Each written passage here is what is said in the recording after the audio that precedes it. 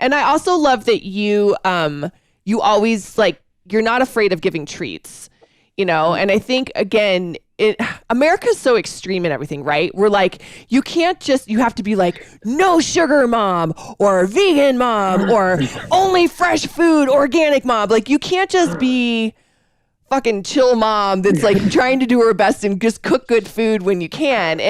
And you know, I think as someone who skews on the natural side of life anyway, you know, I kind of watch the sugar, but you really gave me freedom to just be like, all right, girl, I'm going to send you some M&Ms, and everybody's just happier when that happens. Yeah, that's why I love what you said, like the 2 M&Ms. I'm like all about 2 M&Ms or 5 M&Ms. But I mean, even for me, like I've always allowed my kids, and not even allowed, like encourage them. I'm like, I love going for a scoop of ice cream. I love baking brownies or cookies. I think there is, you have to have the balance. I mean, to try to attempt to be like 80% healthy and then have those 20% where it's like special treats. These are special moments. You don't want to be the kid that's like, you know, not allowed to have cake or something like that. I think that, you know, I mean, the only food that I've ever like said to my kids, like I'd rather them not eat are food dyes.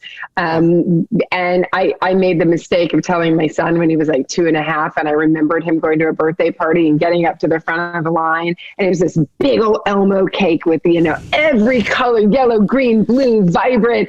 And he was like, there's food dye in that. That's bad for my body. And the mother was like, okay, freaky kid. But he's like, to this day, he will not eat any food coloring. My middle daughter, she's like, Skittle time, Skittle. She's the opposite. She's like, but meaning I gave them the information. I let them know, and she wants it sometimes. So I'm like, all right, it's not going to be the end of the world. You just have to, you know, balance it out. So how bad are food dyes? I mean, look, to me, I feel like it's pretty much poison. Really? I mean, because I mean, like red dye number 5, I mean, like there's no nutritional value. It's, you know, it's coloring food. It's often, if you look at it, it's touted towards children. Like most, you know, it's not you don't find it in a ton of adult products or adult, you know, lead foods. So, I mean, that's like in balance.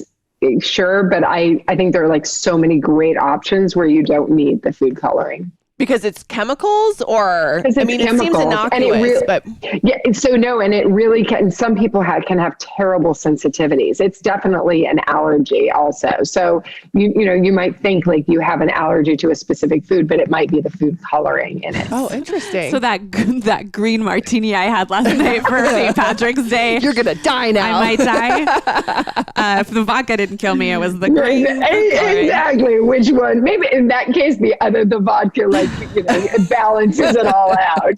You know, it's like a cleaning agent. Killed it. Yeah. Exactly. It's fine. It's totally fine. Interesting.